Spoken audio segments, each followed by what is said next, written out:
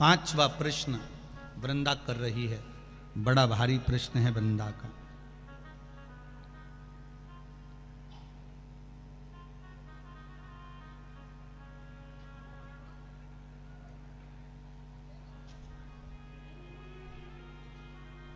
जब मां अपने बेटे को जन्म देती है,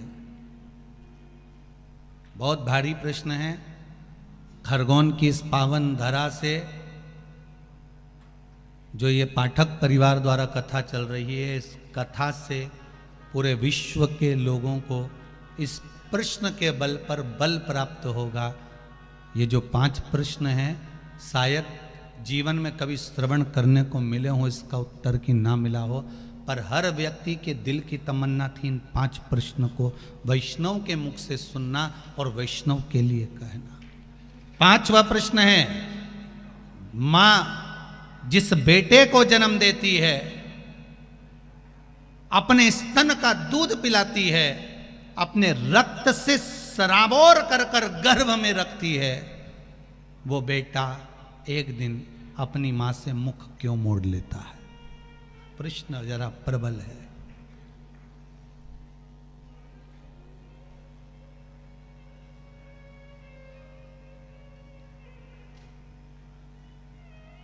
थोड़ा भारी प्रश्न है और इसका उत्तर देवाधिदेव महादेव के सिवा कोई नहीं दे सकता, क्योंकि उनके बेटे ने भी मुख मोड़ लिया था। ज्ञात है आपको?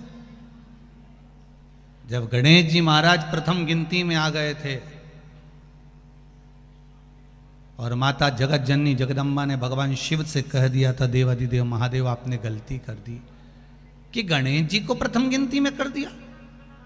तो देवाधिदेव महादेव ने कहा, इसने मेरी परिक्रमा करी है, माता पिता की परिक्रमा करी, पृथ्वी की परिक्रमा के बराबर माता पिता की परिक्रमा को बताया, इसलिए मैंने इनको प्रथम गिनती में रख दिया। तब माता पार्वती जी बोली, गणेश जी चूहे पर गए थे, कार्तिकेय मोर पर गया था, गणेश जी ने चतुरता करी, अपने माता पिता की परिक्रमा कर ली, और एक बेटा जो मोर पर बैठकर परिक्रमा करने गया है वो आएगा तो दुखी होगा, आपने तो ये गलती करी। तो देवाधिदेव महादेव ने कहा, फिर करें क्या? इतने में माता पार्वती ने कहा देवाधिदेव महादेव से, भोलेनाथ आपने अपने पुत्रों के सम्मुख में एक गलती कर दी कि एक बेटे ने बुद्धि का परिचय दिया और उसको प्रथम बना दिया, और दूसरा बेटा अपने शरीर से परिश्रम कर कर परिक्रमा कर कर आ रहा है, उसको प्रथम नहीं बनाया।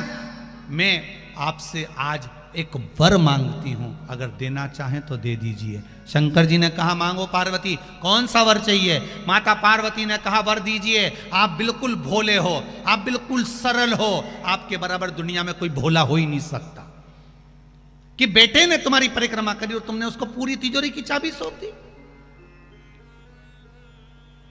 बेटे ने परिक्रमा करी और तुमने उसको पूरी प्रॉपर्टी सौंप दी, पूरी जायदाद दे दी, और एक बेटा जो शरीर से परिश्रम कर रहा है वो नहीं दिख रहा।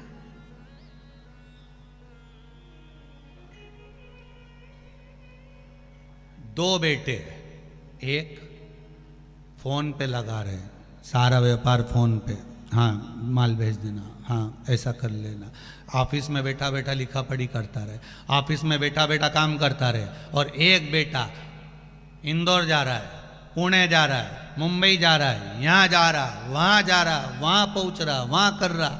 माता पिता की निगाह में कौन सा बेटा ज़्यादा काम करता दिखेगा? बोल दो रीजी जी। अरे बोलो बोलो, तुम तो बोले पीछे मटो तो निमाड़ी हो, यहाँ तो मिर्ची के लिए बोल दिए तो भाई बोलवा में कहीं जाए। तुम घबराना वबराना नहीं, तुम तो बोलो। सबको क्या लगेगा, ये बेचारा वहां जा रहा है, वहां जा रहा है, घर छोड़ रहा है, परिवार छोड़ रहा है, काम तो सारा यही कर रहा है, और दूसरा वो तो मोबाइल पर लगा। पर एक अगर मोबाइल पर लगा हुआ है, बैठ कर ऑफिस संभाल रहा है, वो भी अपना बुद्धि का परिश्रम कर रहा है तो दूसरा भी चल फिर कर परिश्रम कर रहा है। परिश्रम में दोनों कम नहीं है, ये माँ जानती है। इसलिए माता पार्वती ने कहा कि वो शरीर का परिश्रम कर कर आया और इसने बुद्धि का परिश्रम करा, तुमने प्रथम स्थान दे दिया। माता पार्वती जी कहती हैं भोलेनाथ एक वर दे दीजिए। शंकर जी ने कहा मांगो क्या चाहिए, बस वर इतना सा दे दीजिए, आज के बाद कभी तुम्हारी परिक्रमा नहीं हो, आज के बाद तुम्हारी कभी पूर्ण परिक्रमा नहीं हो। अगर कोई पूर्ण परिक्रमा करेगा तो उसका करा हुआ सारा पुण्य समाप्त हो जाएगा। शंकर जी ने कहा तथास्तु। भोलेनाथ बोले तथास्तु। इसलिए पार्वती ने कहा आपकी आधी परिक्रमा होगी, जहां से चले थोड़ी दूर तक घूमे, जहां से जल निकलता है उसको पार नहीं किया गया, वापस घूमकर वहीं से आ गए। आपकी आधी परिक्रमा होगी, क्योंकि हम भोले इतने हो, कोई परिक्रमा लगा कर चले गया तो तुम दे दो। तुम्हारे तो वचन, लंका अधिपति रावण ने आकर कह दिया था कि प्रभु सोने की लंका दे दो, दे दी। एक दिन उसने कह दिया पार्वती जी को दे दो, निकल ले जा जा।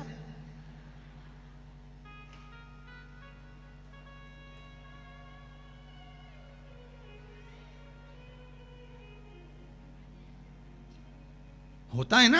एक डॉक्टर ने, मरीज गया और मरीज ने डॉक्टर से कहा डॉक्टर साहब मैं बड़ा टेंशन में रहता हूँ, बहुत परेशानी है जीवन में। तो डॉक्टर समझा रहा था उसको, बहुत प्रेम से समझा रहा था कि देखो दिन भर भले तुम टेंशन में रहो, परंतु रात को टेंशन लेके बिल्कुल मत सोना,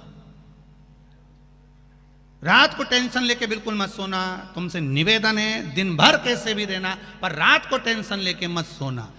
तो मरीज बोला फिर वो टेंशन को मायके भेज दूं क्या? मतलब टेंशन कौन थी, टेंशन कौन थी, उसको मायके भेज दूं? तो डॉक्टर बोला भैया तू अपने घर जा, मेरी लड़ाई मत करा देना, तू अपने घर जा। मांगा देवाधिदेव महादेव, वही बात सामने जो प्रश्न था ना एक सम्मुख में कि वही चूहेदानी में चूहा सोता है, साबुनदानी में साबुन, फिर मच्छरदानी में इंसान क्यों सोता है? तो गुरु ने मच्छर से कहा उसका केवल एक कारण है कि ये काम, ये लोभ, ये विषय, ये आसक्ति, ये वासना, ये तृष्णा के मच्छर अंदर प्रवेश ना करें। इसलिए शिव महापुराण रूपी ज्ञान की मच्छरदानी लगाकर चैन की नींद सोइए, ये प्रवेश नहीं करें। मनुष्य सेफ्टी के लिए, अपने लिए सेफ होकर ज्ञान की मच्छरदानी में सो।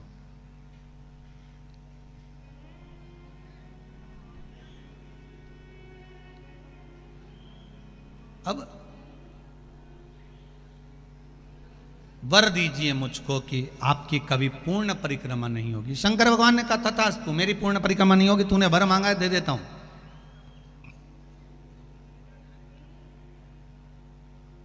कार्तिकेय जी आए, कहा पिताजी मैं परिक्रमा कर कर आ गया हूं। पिताजी ने कहा ठीक है।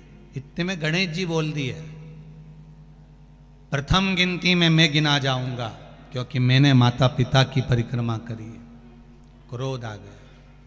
कार्तिकेय जी उसी समय पर समझाए, भोलेनाथ जी खूब समझाया माता पार्वती जी ने, पर कार्तिकेय नहीं माने। और कार्तिकेय श्री शैलम पर चले गए और श्री शैलम पर जाकर कार्तिकेय बाबा उस श्री शैलम में जाकर विराजमान हो गए, जिनका नाम मल्लिका अर्जुन हो गया। क्या नाम पड़ गया भगवान का? मल्लिका अर्जुन।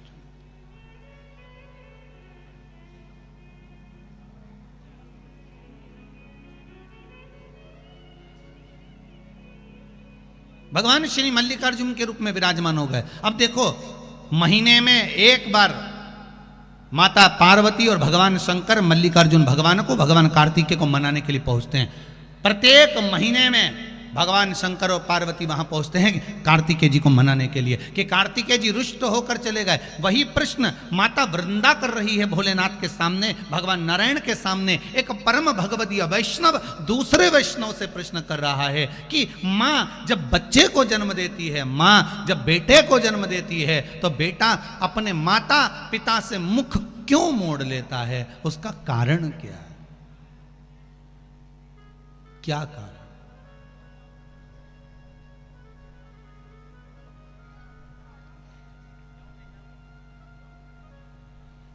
पर कई घर ऐसे भी हैं जिसमें माता पिता से बच्चे मुख नहीं मोड़ते।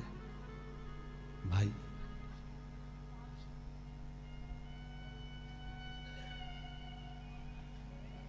कई घर ऐसे भी हैं, आज भी कई घर ऐसे हैं घर में एक व्यक्ति बीमार होता है और उसके लिए अगर खिचड़ी बनती है चावल की तो पूरे घर को खिला देते हैं, पूरे घर को। घर में एकादशी का व्रत एक का होता है, साबूदाने की खिचड़ी सब खाते हैं।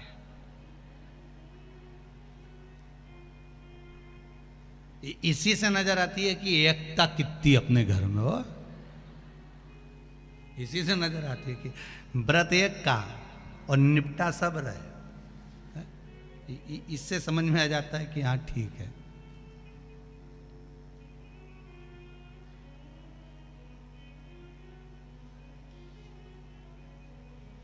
अब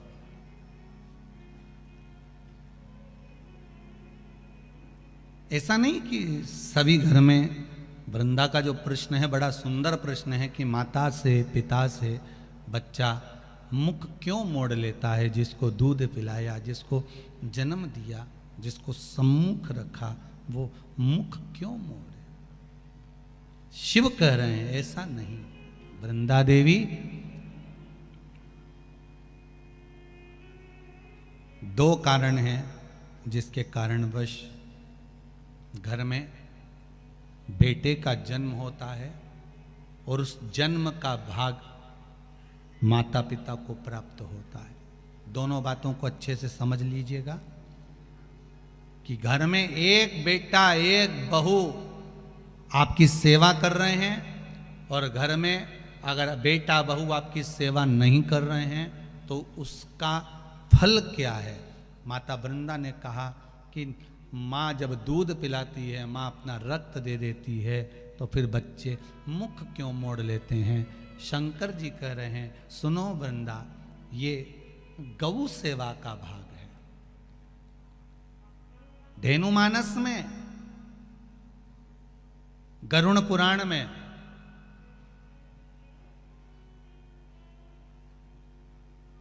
विष्णु संहिता में सुंदर बात कही गई है। यदि आपने गौ माता को रोटी दी है, प्रेम से सहलाया है, ताजा भोजन जानते हो?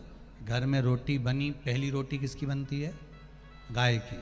रोटी बनी, सबके जीमने से पहले रोटी गाय को दी है और मान लो वही रोटी फ्रिज पे रख दी, फिर डब्बे पे पड़ी रही, सब ने जीम लिया, तब पन्नी में पॉलीथिन में टंगी रही।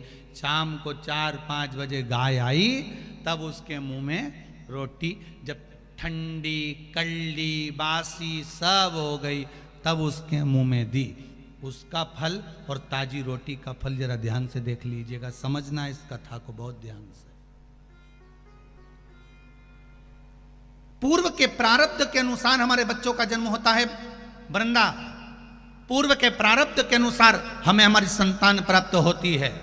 अगर किसी गौ माता की सेवा करी है, गाय को एक रोटी दी है, गाय को चारा दिया है, गौ माता की सेवा करी है, किसी की सेवा में अगर तुम लगे हो, किसी जीव को, चाहे वो चींटी हो, चाहे वो कौवा हो, चाहे वो पक्षी हो, चाहे वो पशु हो, किसी जीव को अगर तुमने ताजा भोजन दिया है और उसकी सेवा प्रेम से करी है, तो तुम्हारे घर में जो बेटा जन्म है, तुम्हारे घर में जो बहू आती है, वो तुम्हारी सेवा में तल्लीन रहती है महाराज। और अगर तुम्हारे दरवाजे पर गाय आई, तुम्हारे दरवाजे पर जीव आया तुमने एक बार रोटी दे दी और रोटी देने के बाद दूसरी बार उसको डंडा लेकर भगा दिया। तुमने गाय को धप मार कर भगा दिया, गाय दरवाजे से भूखी चली गई। कहीं तुमने डंडा मार दिया, कहीं उसको अपशब्द कह दिए, कहीं चिल्ला के बोल दिए हाओ, अभी तो दी थी रोटी, फिर आ गई,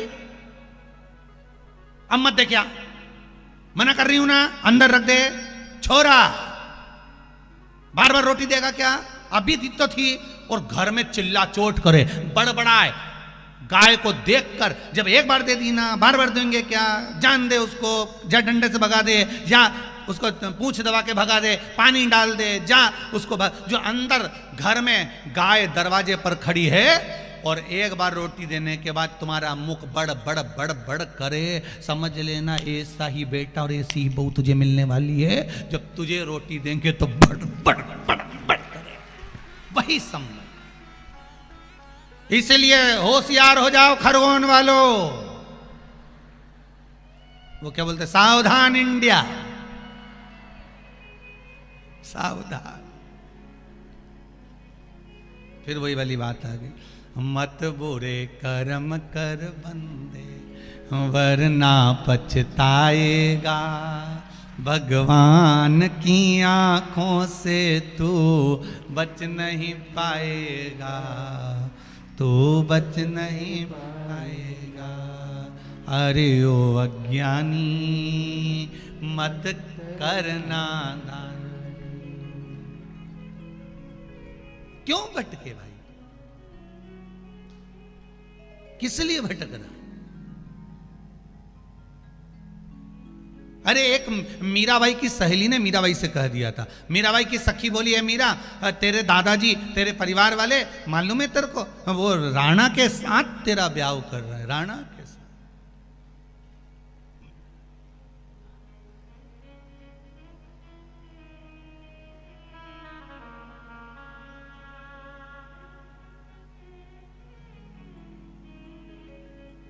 मालूम है तेरे को मीरा?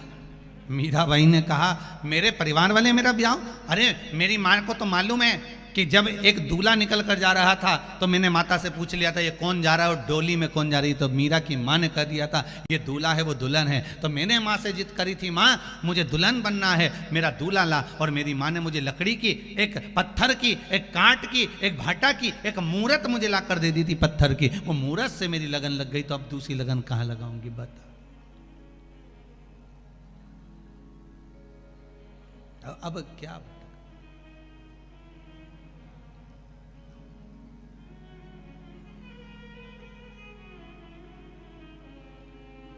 और मीरा जब फिर भगवान को बुलाती, उसकी लगन।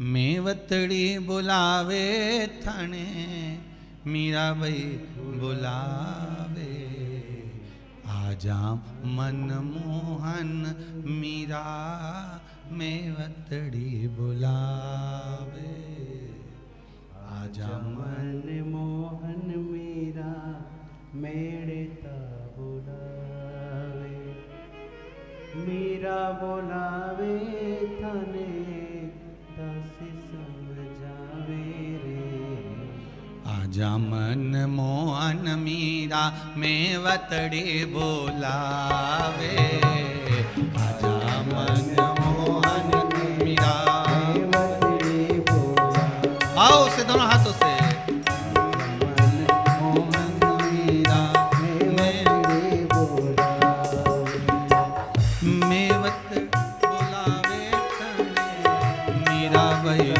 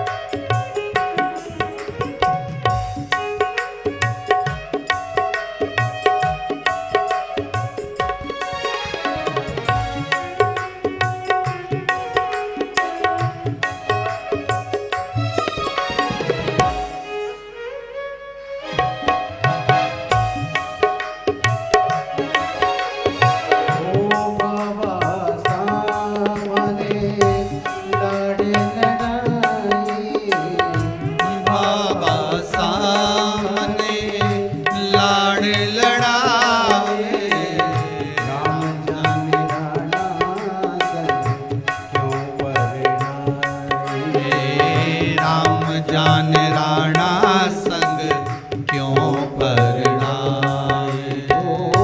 बाबो सामने लड़ लड़ाए। बाबो सामने लाड़ लड़ाए। राम जाने राणा संग क्यों परणाए। राम जाने राणा संग क्यों परणाए। ओ दुनियारी प्रीत माने, ओ दुनियारी प्रीत माने, जाए को निरावे। आजा मन मोहन मीरा मेवतड़ी बुलावे। आजा मन मोहन मीरा मेड़ता बुलावे। ओ मेड़ता बुलावे। प्रीत माने रास को नियावे। ए दुनिया की प्रीत मणे रास कौन आवे रे। आजा मन मोहन मीरा मेवता बुलावे। आजा मन मोहन मीरा मेड़ता बुलावे। ओ मेड़ता बुलावे, हमें दासी समझावे। मेड़ता बुलावे तणे दासी समझावे। आजा मन मोहन मीरा मेड़ता बुलावे। आजा मन मोहन मीरा मेड़ता बुलावे। ओ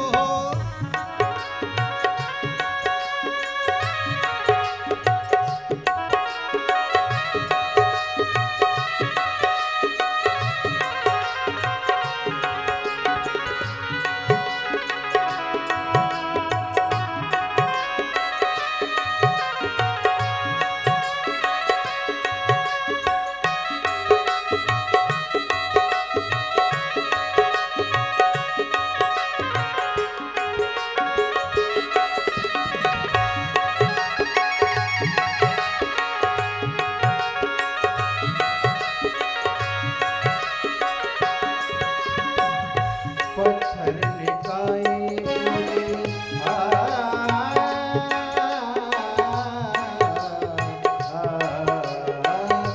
पत्थर निकाय मुझे बोलायो राणा जी। पत्थर निकाय मुझे बोलायो राणा जी। अपने जिमाओ जब प्रीत साथ जाना जी।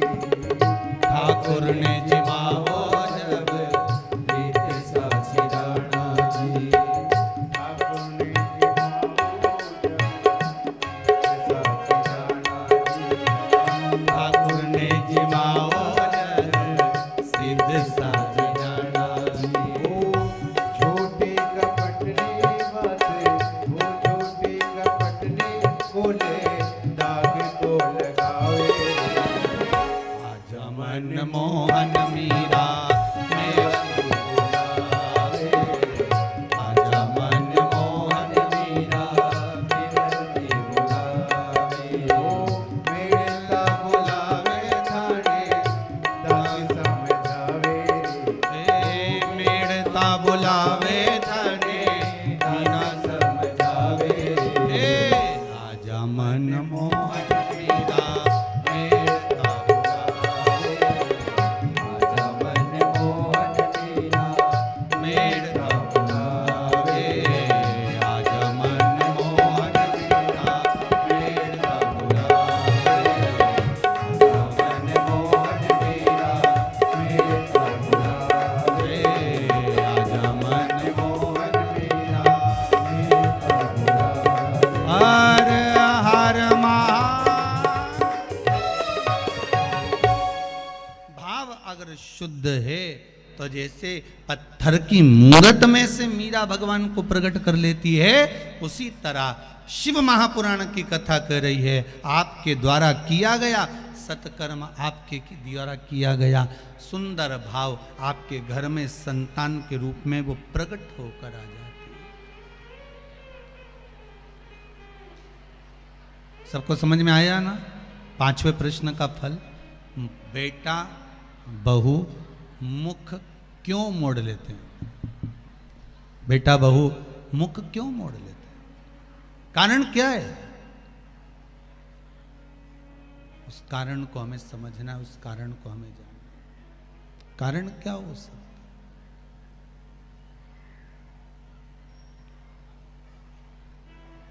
गौ माता को अगर रोटी दी है, गौ माता की चाकरी करी है, गौ माता को अगर कुछ प्रदान किया है, गौ माता को अगर कुछ दिया है, प्रेम से आपने गौ सेवा को तत्पर माना है, तो घर में जो संतान होगी ना, वो भी सुख देने वाली है।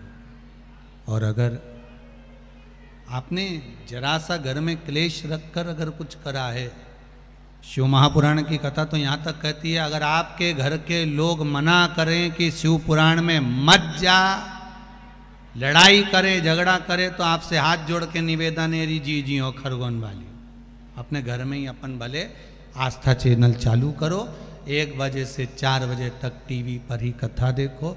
टीवी चलाने को भी मना करे तो मोबाइल पर देख लो, और मोबाइल चलाने को भी मना करे तो श्री शिवाय नमस्तुभ्यम घर में बैठ के जपते रहो, भगवान का स्मरण करते रहो, भजन करते रहो, कीर्तन करते रहो।